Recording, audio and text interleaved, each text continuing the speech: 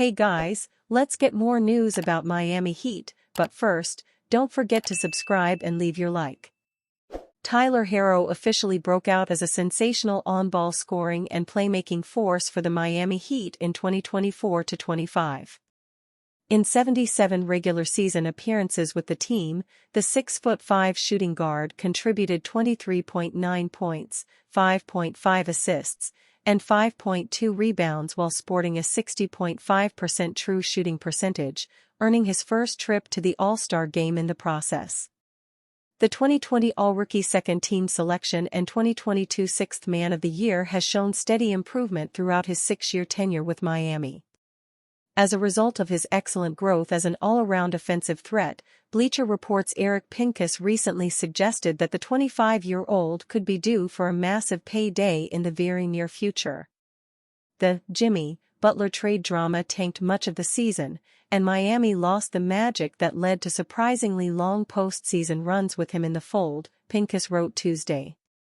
Still, Tyler Herro earned his first All-Star nod and is probably part of the solution. If so, the Heat can and should sign him to a 3-year extension that runs through the 2029-30 season. If he continues to play at a high level, they can build around him and Bam Adebayo, or his contract can be a trade asset. Projection: Herro signs an extension that can start as high as $46.2 million in the first year. Miami and team president Pat Riley will be looking to remain aggressive with regard to pursuing superstar talent in the coming months. If Miami were to add another star in conjunction with Herro's potential extension, just a few key decisions could serve as the foundation for a truly competitive team in the Eastern Conference next season. In the aftermath of Boston Celtics superstar Jason Tatum's brutal ruptured Achilles suffered against the New York Knicks on May 12, a wide-open conference in 2025-26 could see Herro and Miami make a swift return to the top of the East.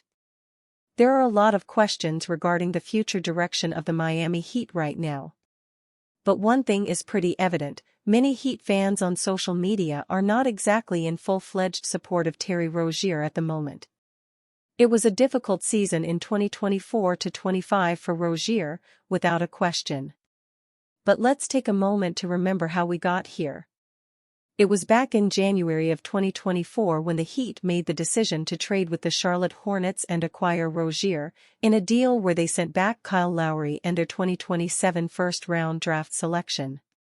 At the time, it was a very reasonable move, and even one that seemed like a big win. Rozier was coming off one of the most productive stretches of basketball of his professional career. In Charlotte was where he truly began to blossom, and he was considered a valuable trade commodity not a year and a half ago. In all 4 seasons with the Hornets, Rozier averaged at least 18 points per game. He had grown into a tremendous offensive player, able to attack off the dribble both in the half-court and in transition, while being a positively lethal catch-and-shoot three-point shooter.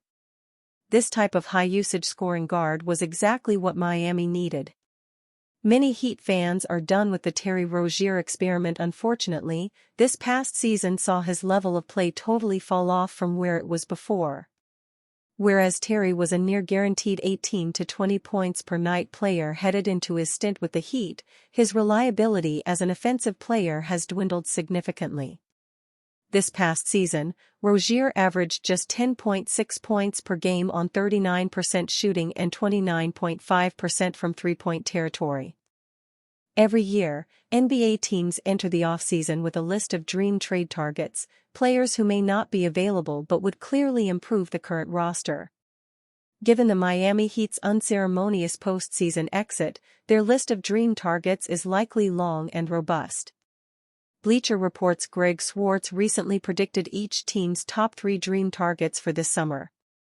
For the Heat, Swartz had Trae Young listed at second, behind Kevin Durant, who is top of the list, for obvious reasons. Young would be an immediate talent upgrade for Miami. Their guard position has been problematic for years. Terry Rozier has failed to plug the gap and is likely to be moved on this summer. As such, Pat Riley will undoubtedly be eager to find a long-term solution. Young, 26, is an elite shooter and playmaker. However, his defense leaves a lot to be desired. It's hard to envision him fitting into Erik Spoelstra's defensive-minded rotation.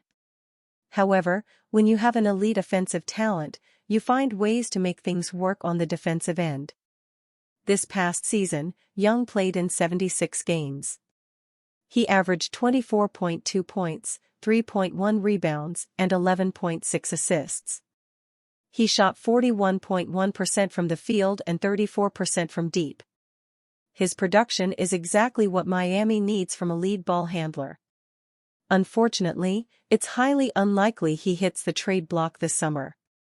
Still, a team can dream, can't they? Heat is focused on internal development. Adding Young to the roster may be the dream, but for right now, the Heat must work with the talent they have. Jaime Jaquez Jr. is arguably Miami's best young talent, both in terms of current production and overall potential. Recently, Erik Spoelstra detailed what the next steps for Jaquez should be as the team continues to build itself up internally. Clearly he has to work on some things, which he will, Spoelstra said, via Anthony Chang of the Miami Herald. He'll work on defending in open space, defending situationally in our system. Outside shooting will be key again, but he was working on that last summer. I think a full summer again, I think he'll see big progress. He was coming out of training camp shooting the ball great. Spoelstra continued. So I think we can fast-track that. Then, ultimately, the hardest one is decision-making. Schemes have changed against him, and he has to be aggressive, but now there's going to be different schemes, and you graduate to different levels of this. When there's a second defender, making the right read and finding open guys when he's in a crowd. Jaquez focused on the mental aspect of the game during his end-of-season media availability. Jaquez pinpointed the mental side of the game as a potential area of improvement. I think the mental part of the game is almost more important than the physical, Jaquez said. That's something that I've learned this year.